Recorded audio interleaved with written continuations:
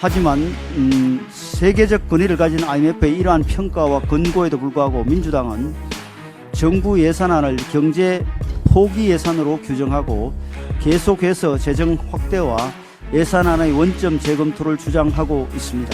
민주당이 지난 정부에서 나라를 빚더미에 올려놓고도 더 빚을 내자 하는 것은 제1야당으로서 무책임한 주장입니다. 민주당이 욜로 정당도 아니고 내일이 없는 듯이 나라를 운영하자는 것은 책임있는 정당의 모습이 아닙니다. 2024년도 예산안 시정연설을 하실 계획입니다. 정부는 지난 9월 1일 긴축재정 기조 아래 656.9조 원의 2024년도 예산안을 국회에 제출한 바 있습니다. 전년 대비 2.8% 증가한 수치로 이는 2005년 이후 최저 증가율입니다.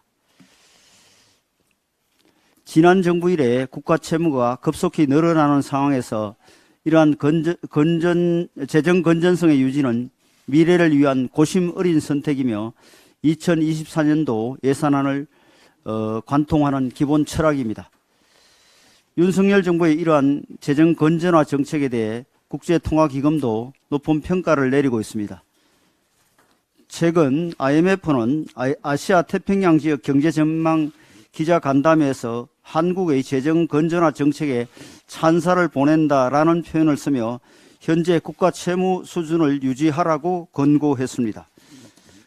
국제 신용평가사 저명한 경제 전문가들도 한결같이 정부의 재정 정책이 옳은 방향이라고 평가하고 있고 일부는 정부 예산안을 콕 집어 호평하기도 했습니다. 이렇게 볼 때 올해 정부 예산안은 국가 부채 증가세에 맞추어 브레이크를 제대로 밟은 현명한 예산안이라고 볼 수 있습니다. IMF는 또한 우리나라 국가 채무 수준이 현재 적정한 수준이며 이대로 계속 유지되어야 하고 이를 위해 재정 준칙 같은 장치를 마련해야 한다는 권고도 내놓았습니다. 하지만 세계적 권위를 가진 IMF의 이러한 평가와 권고에도 불구하고 민주당은 정부 예산안을 경제 포기 예산으로 규정하고 계속해서 재정 확대와 예산안의 원점 재검토를 주장하고 있습니다. 러시아 우크라이나 전쟁에 이어 이스라엘 하마스 전쟁이 터지며 세계 정세가 어느 때보다 불안정하고 불확실한 지금 세계 경제의 추이에 따라 일부 민생 부분에 대한 예산 정액은 필요하다고 봅니다. 그러나 이는 무엇보다 예산의 효율화를 통해 이루어져야 하며 현재의 건전 재정 기조는 확고하게 유지되어야 합니다. 민주당이 지난 정부에서 나라를 빚더미에 올려놓고도 더 빚을 내자 하는 것은 제1야당으로서 무책임한 주장입니다. 민주당이 욜로 정당도 아니고 내일이 없는 듯이 나라를 운영하자는 것은 책임있는 정당의 모습이 아닙니다.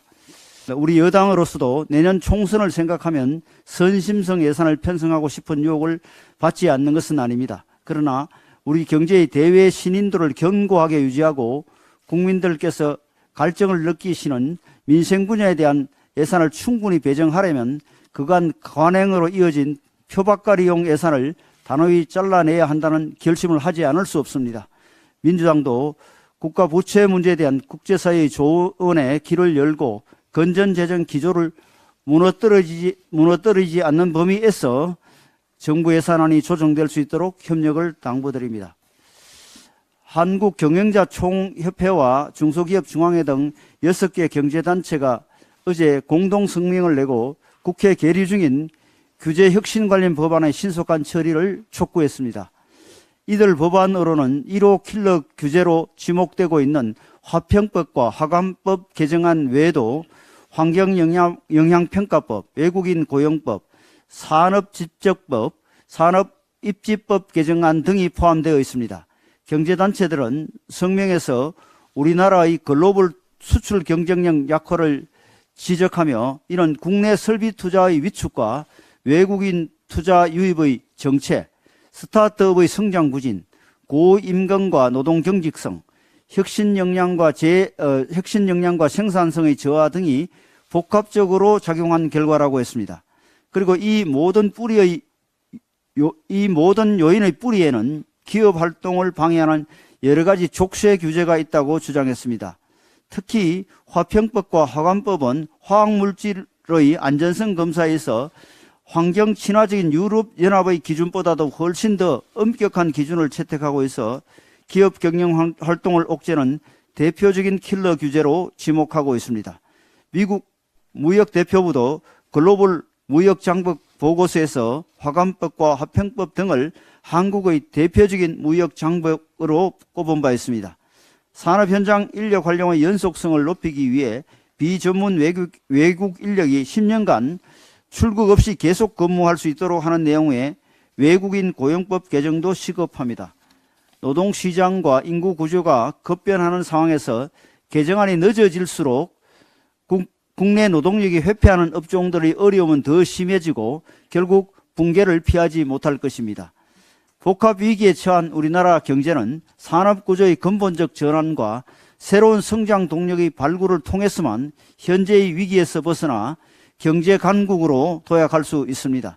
규제 혁신은 이 모든 것의 출발점입니다. 국민의 삶에 악영향을 미치는 것 외에는 기업의 발목에 족쇄를 채워서는 안 됩니다. 기업의 족쇄를 채우는 것은 일자리를 막는 것이고 소득을 막는 것이고 복지를 막는 것이고 민생을 막는 것입니다. 여야가 이들 규제 법안을 신속히 처리함으로써 우리 기업들이 글로벌 수출 시장에서 다시 최고의 경쟁력을 확보할 수 있도록 해 주어야 할 것입니다.